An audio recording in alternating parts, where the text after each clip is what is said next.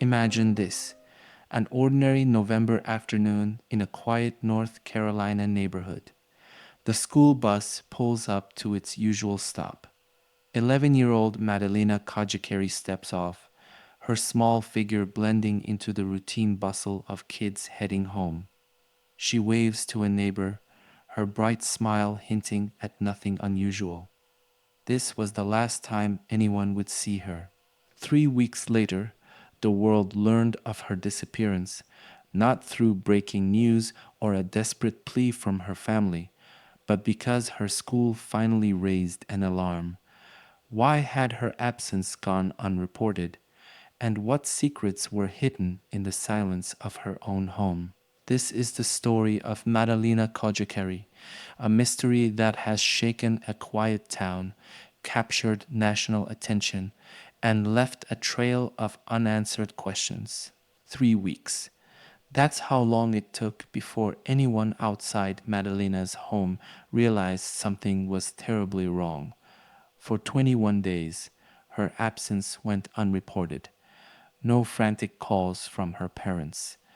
No desperate posters plastered around town. Just silence. It wasn't until school officials, concerned by her unexplained absence, reached out to her mother, Diana Cojocari, that the truth began to surface, or at least a version of it. Diana claimed she hadn't seen her daughter since November 23rd, the day after Madalina stepped off the school bus. But why had she waited so long to say anything? Authorities were immediately suspicious. A missing child, especially one so young, should prompt immediate action. Was this a case of neglect? Or was there something far darker happening behind closed doors? The questions multiplied as Diana's story unfolded, each answer raising more doubts than it resolved. On December 15th, 2022, Diana Cojocari walked into Bailey Middle School, her demeanor subdued. She informed the school resource officer that her 11-year-old daughter, Madalina, had been missing since November 23rd. This revelation came after weeks of silence, during which school officials had repeatedly attempted to contact Diana regarding Madalina's unexplained absences. Diana's account was perplexing. She claimed the last time she saw Madalina was on the evening of November 23rd, when her daughter went to bed. The following morning, after an argument with her husband, Christopher Palmer, he left for Michigan. It wasn't until November 24th, around 11:30 am, that Diana noticed Madalina was missing. Despite this, she waited until Palmer's return on November 26th to discuss their daughter's disappearance. When questioned about the delay in reporting, Diana stated she feared it might cause conflict between her and Palmer. Authorities found Diana's hesitance troubling. The prolonged silence and the decision to withhold information about her missing child raised suspicions. Was this merely a case of poor judgment, or was there something more sinister at play? The inconsistencies in her story and the delayed report led investigators to question the plausibility of her account and consider the possibility that she might be concealing critical information. Christopher Palmer, Madalina's stepfather, became a focal point in the investigation following her disappearance. According to Diana Cojocari, on November 23rd, after an argument, Palmer left their Cornelius, North Carolina, home to retrieve items from his family's residence in Michigan. He returned on November 26th, during which time Madalina was reported missing. Palmer's background revealed a history in mechanical design with employment at Ingersoll Rand. He had no prior criminal record, which initially suggested a low risk of involvement in criminal activities. However, his decision to leave town during a critical period raised questions. Was his departure coincidental, or was it a deliberate attempt to distance himself from unfolding events? During the investigation, Palmater claimed he was unaware of Madalina's disappearance until his return. He stated that upon his return, he inquired about Madalina's whereabouts, but Diana did not provide a clear answer. Despite this, neither parent reported her missing until December 15th, following a visit from school officials. In May 2024, Palmater was convicted of failing to report Madalina's disappearance and was sentenced to supervised probation. His conviction, coupled with the delayed reporting, intensified scrutiny over his role in the case. Was he merely a bystander caught in unfortunate circumstances, or did he play a more significant role in the events leading to Madalina's disappearance? The ambiguity surrounding his actions continues to fuel speculation and concern. Upon receiving the delayed report of Madalina Cojocari's disappearance on December 15, 2022, the Cornelius Police Department swiftly initiated an investigation. Recognizing the potential severity of the case, they promptly enlisted the assistance of the Federal Bureau of Investigation (FBI) and the North Carolina State Bureau of Investigation (SBI). Investigators began by establishing a timeline of Madalina's last known activities. Surveillance footage confirmed her exiting a school bus near her home on November 21, 2022, marking the last independent sighting of the 11-year-old. Subsequent accounts from her mother, Diana Cojocari, indicated that Madalina was last seen at home on November 23rd. However, the 3-week delay in reporting her missing complicated efforts to trace her movements during that critical period. Authorities conducted thorough searches of the Cojocari residence, seeking any evidence that might shed light on Madalina's whereabouts. They also interviewed neighbors, school staff, and family acquaintances to gather information about her daily routines and any potential anomalies leading up to her disappearance. Despite these efforts, the lack of immediate reporting and the ensuing time lapse posed significant challenges, leaving investigators with more questions than answers as they endeavored to piece together the events surrounding Madalina's vanishing. Piecing together the days leading up to Madalina Cojocari's disappearance reveals a series of events fraught with inconsistencies and unanswered questions. November 21, 2022, surveillance footage captures 11-year-old Madalina disembarking from her school bus near her Cornelius, North Carolina, home at approximately 5 o'clock in the afternoon. This is the last confirmed sighting of her. November 23, 2022, Diana Cojocari, Madalina's mother, later reports that she last saw her daughter at around 10 o'clock at night when Madalina went to bed. That same evening, Diana and her husband, Christopher Palmater, allegedly had an argument. November 24, 2022, Diana claims that around 11:30 in the morning, she discovered Madalina was not in her room, noting that some of her clothes and a backpack were also missing. Despite this alarming discovery, she did not report her daughter missing immediately. November 26, 2022, Christopher Palmater returns home from a trip to Michigan, which he undertook on November 23rd. Upon his return, Diana informs him of Madalina's disappearance. However, neither parent contacts law enforcement at this time.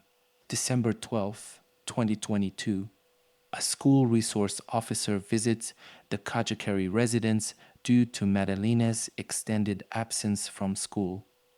No one answers the door, and concerns escalate.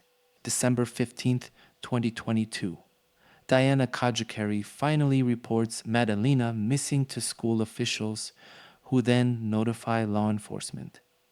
This marks a 3-week delay from the last confirmed sighting of Madalina. The significant gaps and delays in this timeline raise critical questions. Why did Diana wait so long to report her daughter missing? What was the nature of the argument between Diana and Christopher on November 23rd? Why did Christopher choose to leave for Michigan that night? These unresolved issues cast a shadow over the investigation, leaving authorities and the public searching for answers. In the days following Madalina Cojocari's disappearance, the family's silence was both perplexing and alarming. Despite noticing her absence on November 24th, her mother, Diana Cojocari, did not report her missing until December 15th, a full 3 weeks later. This delay only occurred after school officials, concerned by Madalina's prolonged absence, confronted Diana. Diana claimed she feared that reporting her daughter's disappearance would strain her relationship with her husband, Christopher Pomader. She also mentioned contacting family members in Moldova before involving law enforcement. Pomader, on the other hand, stated he was unaware of Madalina's disappearance until his return from Michigan on November 26th. Despite this, neither parent took immediate action to report their missing child. This prolonged silence and the lack of urgency in reporting Madalina's disappearance raised significant concerns among investigators and the public. The family's behavior during this critical period remains a focal point in understanding the circumstances surrounding Madalina's case. The disappearance of 11-year-old Madalina Cojocari initially garnered local media attention in Cornelius, North Carolina. As details emerged, particularly the 3 week delay in reporting her missing, the story quickly escalated to national prominence. Major news outlets, including ABC News and People magazine, covered the case extensively, highlighting the unusual circumstances and the ongoing search efforts. The intense media scrutiny amplified pressure on both the family and law enforcement. Public interest surged, with community members organizing vigils and search parties, while online forums buzzed with theories and discussions. The widespread coverage not only kept Madalina's story in the public eye, but also underscored the urgency of finding answers, compelling authorities to intensify their investigative efforts. In the aftermath of Madalina Cojocari's disappearance, the legal system took decisive action against her mother, Diana Cojocari, and stepfather, Christopher Pomader. Both were charged with failing to report a missing child to law enforcement, a serious offense under North Carolina law. The rationale behind these charges lies in the critical importance of timely reporting in missing child cases. Delays can hinder investigations, reduce the likelihood of a safe recovery, and potentially allow perpetrators to evade justice. By waiting 3 weeks to report Madalina's disappearance, Diana and Christopher not only violated legal obligations, but also compromised the efforts to locate their daughter. The disappearance of 11-year-old Madalina Cojocari sent shockwaves through the close-knit community of Cornelius, North Carolina. Neighbors, classmates, and friends were deeply affected, prompting an outpouring of support and a collective determination to find her. In the days following the public revelation of her disappearance, community members organized vigils and prayer gatherings, creating spaces for shared hope and solidarity. Volunteers coordinated search parties, canvassing local areas and distributing flyers to raise awareness. The community's efforts were not just about finding Madalina, but also about supporting one another during a time of uncertainty and fear.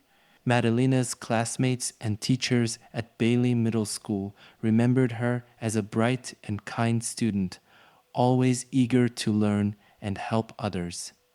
These personal recollections fueled the community's resolve as they clung to the hope of her safe return. The collective response highlighted the strength and unity of the Cornelius community, demonstrating how, in the face of adversity, they came together to support one of their own. Their unwavering commitment to finding Madalina underscored the profound impact she had on those around her and the deep sense of loss felt by all. As the mystery surrounding Madalina Cojocari's disappearance deepened, the case escalated to a national level. The Federal Bureau of Investigation (FBI) and the National Center for Missing and Exploited Children (NCMEC) joined the search, underscoring the severity and urgency of the situation. The FBI's involvement brought advanced investigative resources, including specialized agents and forensic experts, to aid local authorities. Their participation signaled the case's complexity and the potential for broader implications. Simultaneously, NCMEC issued nationwide alerts, disseminating Madalina's information across various platforms to maximize public awareness and solicit tips from the community. This national attention not only amplified the search efforts, but also placed increased pressure on the family and local law enforcement to provide answers. The collaboration between local and federal agencies highlighted the collective commitment to uncovering the truth behind Madalina's disappearance as the nation watched closely, hoping for a resolution to this troubling case. Investigators delved into Madalina Cojocari's school life, seeking insights into her state of mind before her disappearance.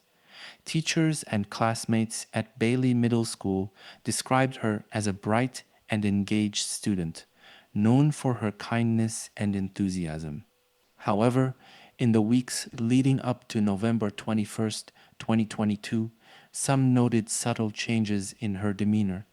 She appeared more reserved, occasionally distracted during classes, and less participative in group activities. Friends mentioned that Madalina had become quieter, sometimes avoiding conversations she once enjoyed. Despite these observations, there were no explicit signs of fear or distress that raised immediate concerns among school staff or peers. These subtle behavioral shifts, though not alarming at the time, have since taken on greater significance as authorities piece together the events preceding her disappearance. As investigators delved into the Kajikeri residence, they uncovered unsettling details that hinted at underlying tensions within the family. During a search of the home, authorities discovered a section of the kitchen blocked off by plywood, which Christopher Pometer claimed was part of a renovation project to create a separate apartment. Further examination revealed that Diana Cojocari had contacted family members in Moldova before reporting Madalina's disappearance, expressing fears that her husband had put her family in danger. These revelations raised questions about the family's dynamics and whether there were elements of control or fear influencing their actions. The physical alterations to the home, combined with Diana's expressed concerns, suggested a household fraught with secrecy and potential discord. These findings prompted investigators to consider the possibility of domestic issues playing a role in Madalina's disappearance, adding a complex layer to the ongoing investigation. The Federal Bureau of Investigation (FBI) swiftly joined the search for Madalina Cojocari, underscoring the case's urgency. The FBI's Child Abduction Rapid Deployment Card Team, comprising seasoned agents specializing in child abduction cases, collaborated with local authorities to enhance investigative efforts. The FBI's involvement brought advanced resources, including behavioral analysts and technical experts, to the forefront. They meticulously analyzed digital footprints, conducted comprehensive interviews, and coordinated with the National Center for Missing and Exploited Children (NCMEC) to disseminate information nationwide. This concerted effort not only intensified the search, but also instilled hope within the community. The FBI's expertise in handling complex, missing child cases suggested that new leads might emerge, bringing authorities closer to uncovering the truth behind Madalina's disappearance. Following her release from jail in May 2024, Diana Cojocari obtained a new passport from the Moldovan embassy in Washington, D.C., and subsequently left the United States. This unexpected departure raised numerous questions about her motives. Was she fleeing from potential legal repercussions, or was there a deeper, undisclosed reason behind her sudden exit? Her actions added another layer of complexity to the already perplexing case, leaving both investigators and the public speculating about what she might be concealing. The disappearance of Madalina Cojocari has captivated online communities, sparking countless theories and debates across social media platforms, forums, and true crime podcasts. Each detail of the case, no matter how small, has been scrutinized, dissected, and analyzed by internet sleuths eager to uncover the truth. One of the most prevalent theories centers on human trafficking. The proximity of Cornelius, North Carolina, to major highways and transportation hubs has led some to speculate that Madalina could have been abducted and trafficked out of the area.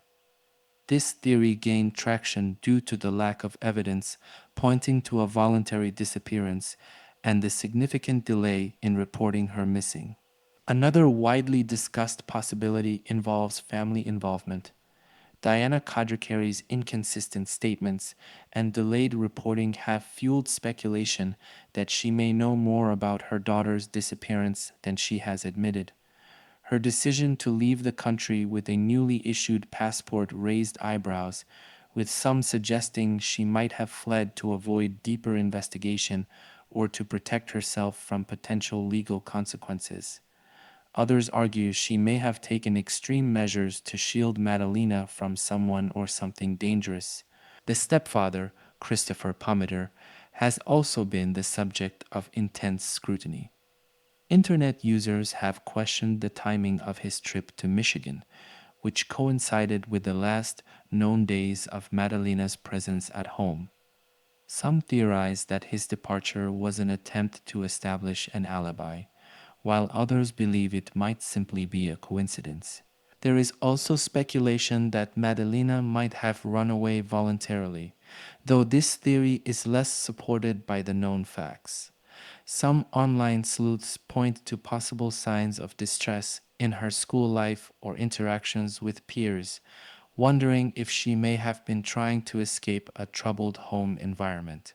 Additionally, digital detectives have pointed out peculiarities in the family's home environment. The blocked off section of the kitchen raised questions, with theories ranging from hiding evidence to creating a secretive space within the home. The ambiguity surrounding this discovery has fueled online discussions and added to the intrigue. Lastly, there is a growing belief among some that there may be an unknown third party involved, someone outside the immediate family, who could have exploited the dysfunction within the household. This theory points to the need for deeper investigations into the family's social connections and anyone who might have had access to Madalina. Despite the rampant speculation, no definitive answers have emerged from these theories. What they do reflect, however, is the collective concern and curiosity of a public determined to find out what happened to Madalina Cojocari. The internet's engagement keeps the case in the spotlight, ensuring that the search for truth remains alive. In May 2024, Christopher Pometer was convicted of failing to report the disappearance of his stepdaughter, Madalina Cojocari.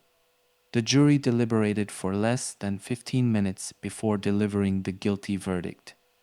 Pometer received a sentence of 6 to 17 months in prison, which was suspended due to time already served, and instead he was placed on 30 months of supervised probation. During the trial, Pometer testified that he was unaware of Madalina's disappearance until a school official inquired about her absence. He claimed that his wife, Diana Cojocari, had assured him that Madalina was safe and staying with family. However, prosecutors presented evidence suggesting that Palmater knew Madalina was missing but chose not to report it. Palmater's conviction raises questions about his involvement in Madalina's disappearance. Was his failure to report a result of negligence, or does it indicate a deeper complicity? Furthermore, Diana's role remains under scrutiny. She pleaded guilty to the same charge and was released after serving the maximum time in jail awaiting trial. Shortly after her release, Diana obtained a new passport and left the country, adding another layer of mystery to the case. Despite the legal proceedings, many questions about Madalina Cojocari's disappearance remain unanswered. Where is Madalina? Despite extensive searches and investigations, her whereabouts are still unknown. Was there foul play involved?